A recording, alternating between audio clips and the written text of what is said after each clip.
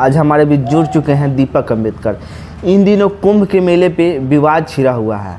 अभी वर्तमान के सांसद चंद्रशेखर आज़ाद, नगीना क्षेत्र के सांसद, उन्हीं के द्वारा एक बात बोला गया है जिस पे अभी बढ़ चढ़ का विरोध हो रहा है। तो आज हमारे श्रोतागण को दीपक अम्बेडकर बताएंगे कि आखिर क्या बोले हैं चंद्रशेखर आज़ाद। तो दीपक जी, स्वागत है। आपका भी स्वागत है और सभी दर्शकों को जय भीम। जी जी।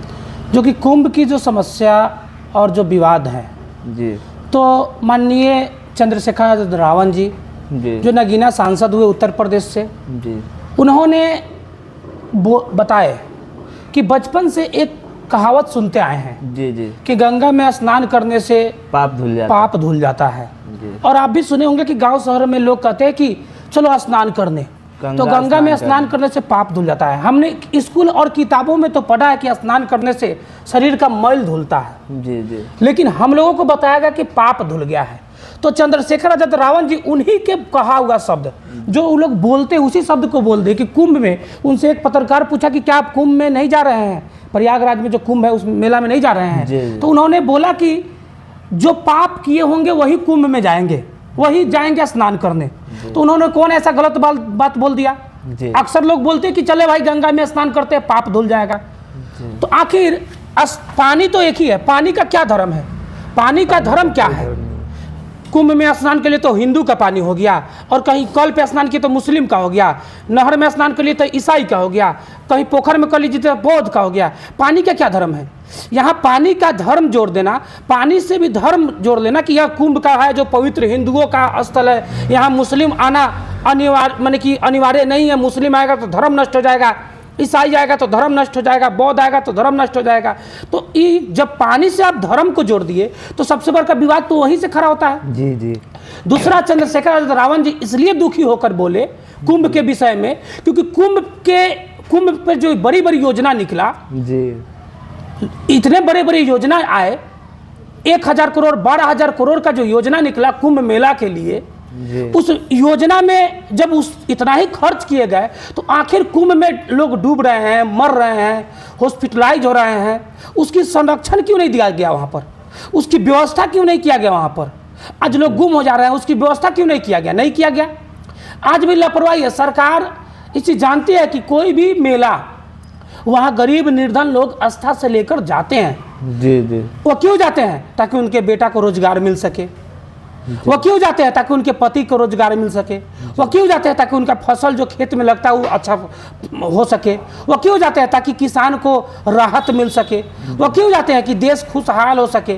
तो एक तरफ हमारे लोग तीर्थ स्थल जाते हैं, आस्था जोड़ते हैं, देवी देवता को पूजते हैं, तो पूजने का पीछे भी स्वार्थ है क्योंकि वो चाहते हैं कि परिवार की भला हो। लेकिन आज कितना परिवार की भला होता है? सरकार परिवार की भला कर रहा है। मुद्दा है रोजगार की, रोजगार खत्म। मुद्दा है किसान की, किसान खत्म। मुद्दा है विद्यार्थी की, विद्यार्थी खत्म। मुद्दा है इस देश की विकास की, विकास खत्म। मुद्दा है देश में भाईचारा की, भाईचारा खत्म। मुद्दा है देश में हिंदू मुस्लिम सिख ईसाई में जो अंतर उसको खत्म करने की, इसको खत्म कर दिया जाता है। मुद्दा है जातिवाद को खत्म करने की, इसको खत्म कर दिया जाता है। मुद्दा है नारी सशक्तिकरण की, इसको खत्म कर दिया जाता है। मुद्दा कौन चीज है? आज सरकार का मुद्दा क्या है? हिंदू मुस्लिम में लड़वाओ और सत्ता पर कब्जा बनाओ। हिंदू मुस्लिम में लड़वाए, बड़ा बड़ा मेला का आयोजन करो, जैसे कुंभ मेला हो गया, बड़ा बड़ा मेला का आयोजन करो, मंदिर मस्जिद का नाम लो और मंदिर मस्जिद के नाम पर आपस में सांप्रदायिकता दंगा भड़काकर लोकतंत्र पर कब्जा करो। तो सरकार का चलता है माने कि ये मानसिकता है, और सरकार का मानसिकता में इसमें किसान मजदूर लसराते हैं। किसान मजदूर का बेटा, इसमें किसान मजदूर का बेटा रोड पर लाठी खाते हैं। आज देखिए ना, बिहार भारत का ही अंग है ना, भारत का ही अंग है ना बिहार। यहाँ पर विद्यार्थियों पर लाठी पड़ रहा है, विद्यार्थी लगातार हड़ताल कर रहा है। इस पर सरकार का किसी प्रकार का टिप्पा टिप्पणी नहीं है। कुंभ मेला पर चंद्रशेखर रावण ही कोई बात बोल दिया, विवादित बात। अरे भाई, आप ही का बोला हुआ बात ना बोला कि कुंभ में या कहीं भी स्नान करने लोग पाप धोने जाते हैं, तो जो पापी होंगे वही जाएंगे। हम तो समाज के बीच में, चंद्रशेखर रावण बोले कि हम तो समाज के बीच में 24 घंटा रहते हैं। गरीब मजदूर किसान मेरा भाई है, हिंदू मुस्लिम सिख ईसाई मेरा भाई है, हर धर्म जाति के लोग मेरा भाई है। तो हम तो 24 घंटा लोगों के लिए तैयार है, माँ बहन के लिए तैयार है। हमको स्नान करने की क्या जरूरत है? बहुत सारे साधु ने बोला कि पापी लोग स्नान करने नहीं आते हैं। पापी लोग कुंभ में या गंगा में स्नान करने नहीं आते हैं। शंकराचार्य भद्राचार्य बोल रहे थे, माने निष्पापी लोग स्नान करने आते हैं। तो शायद देश का जनसंख्या 140 करोड़ हुआ, तो 140 करोड़ में से हमको नहीं लग रहा है कि 30 करोड़ जनसंख्या कुंभ के मेला में जाएगा। तो 110 करोड़ लोग उनके नज़र में पापी है। 110 करोड़ लोग क्या है? पापी है। जो भद्राचार्य बोले हैं ना कि पापी लोग स्नान करने जाते हैं, तो पापी लोग स्नान करने नहीं आते हैं, तो जो 110 करोड़ लोग हैं जो स्नान करने नहीं जाएंगे वो पापी है। इस तरह धर्म के नाम पे छोटी मोटी बयान दे देना और लोगों में विवादित भड़काऊ भाषण देना कहीं से सही नहीं है। चंद्रशेखर आजाद रावण सही बोले हैं, वो अपने अनुसार से, क्योंकि वह विज्ञान को मानते हैं, वह आम जनता की मदद करते हैं, तो उनको जाने की कोई आवश्यकता नहीं है। दीपक जी, एक और आपसे प्रश्न है कि स्वर्ग और नर्क में क्या अंतर है? अच्छा, आप बताइए, कोई आदमी, हाँ, जब आप प्रश्न किए तो इसका जवाब हम देंगे। क्या स्वर्ग और नर्क जो लोग कहते हैं कि धर्म की पूजा करो, ऐसे करो, वैसे करो, स्नान करो, कुंभ में जाओ, या देवी देवता की पूजा करो, या तीर्थ स्थल जाओ, गिरजा घर जाओ, शिवालय जाओ, माने या चर्च जाओ, या कहीं भी माने कि किसी भी मस्जिद जाओ, कहीं भी जाओ, मंदिर मस्जिद गिरजाघर से क्या स्वर्ग मिलता है? स्वर्ग कहाँ मिलता है? मानव की सेवा करने से स्वर्ग मिलता है। गजब की एकता देखी इस जमाने में, जिंदे को गिराने में, मुर्दे को उठाने में। मुर्दे इंसान को मिट्टी दिया जाता है, जलावन दिया जाता है, लकड़ी दिया जाता है, और कहा जाता मिठाई दिया जाता है, और कहा जाता है कि हम स्वर्ग की प्राप्ति कर लेंगे। इस तरह स्वर्ग होगा?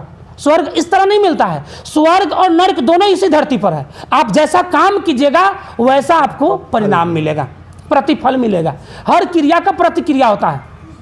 तो जो लोग कहते हैं ना कि स्वर्ग, मरने के बाद में स्वर्ग में जाइएगा, नहीं तो नर्क में जाइएगा, नर्क में जाइएगा तो आपको जिंदा जलाया जाएगा, आग में दिया जाएगा, कीड़ा मकोड़ा खाएगा, ऐसा कुछ नहीं है। जो कुछ आपको करना है ना, इसी धरती पर झेल के जाना होगा आपको। आप जितना गलत काम कर रहे हैं इसी धरती पर झेलना होगा। यही नर्क है, यही स्वर्ग है। तो जो स्वर्ग और नर्क कहते हैं, मैं उनसे कहना चाहता हूं कि आप कभी स्वर्ग गए हैं? और जो स्वर्ग गए हैं उनसे पूछिए कि क्या आप वो स्वर्ग में है या नर्क में है। और ये बताइए कि इस दुनिया में कोई भी आदमी परफेक्ट नहीं है। कोई अगर कह दे कि हम परफेक्ट है, हमने पाप नहीं किया, तो पाप की शुरुआत मन से होता है, करने से नहीं। अगर आप मन में सोच लिए किसी के बारे में बुरा, तो आपका बुरा हो गया, आप पाप कर लिए।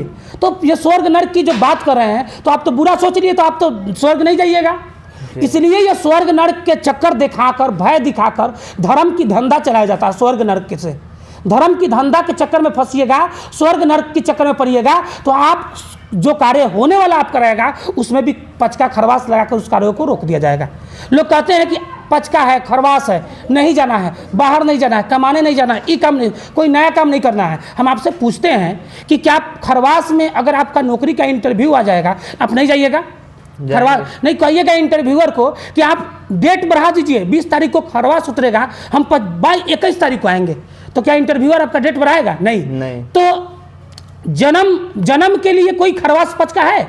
मृत्यु के लिए कोई खरवास पचका है? कभी भी जन्म हो जाता है, कभी भी मृत्यु हो जाता है, ग्रह में हो या किसी भी दिन हो जन्म हो जाता है, किसी भी टाइम जन्म हो जाता है। लेकिन कोई कार्य करने के लिए, घर बनवाने के लिए खरवास पचका है, कोई भी विकास का काम कीजिएगा तो उसमें खरवास पचका है। तो यह कहीं ना कहीं अंधविश्वास, पाखंडवाद को बढ़ावा देने वाले मनुवादी लोग हैं। और इसमें हमारे लोग, जो कहा जाता है Bahujan Samaj, SC ST OBC community के लोग इसमें फंसते जा रहे हैं।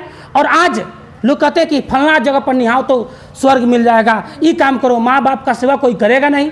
माँ बाप को आज भी इस जमाने में भी भूखा लोग छोड़ देते हैं। जो माँ अपने बच्चे को जन्म देती है, जो माँ के स्तन से दूध पीते हैं, जिस माँ के पेट में 9 महीना बच्चा रहता है, गर्भ में 9 महीना रहता है, उस माँ को बुढ़ापे में बोझ समझकर उसको गाली देने की काम करते हैं आज के औलाद। जो पिता फर्ज दिखाते हैं, जो पिता उंगली पकड़ कर चलना सिखाते हैं, जो पिता अपने पूरे जवानी खत्म कर देते हैं अपने बच्चे, अपने औलाद के कपड़ा के लिए, पढ़ाई के लिए, भोजन के लिए, उस पिता को बोझ समझकर गाली देने का काम करता है बेटा। और स्वर्ग नर्क की बात करते हैं आप, माने कि कहीं भी कुछ कर लीजिए, माँ बाप आपके परिवार में अगर खुश नहीं है, आपके परिवार के लोग अगर आपसे खुश नहीं है, तो स्वर्ग में नहीं, आप नर्क में हैं। इसलिए अगर स्वर्ग की प्राप्ति चाहिए तो सबसे पहले जो जन्म देने वाली माँ है, जो माता पिता है, उनकी सेवा कीजिए, उनका मान सम्मान कीजिए। अगर उनका मान सम्मान आप नहीं कर सकते हैं तो आप नर्क की भांति आप जीवन जी रहे हैं और आपसे बेकार इस दुनिया में कोई नहीं है। Thank you for watching this video.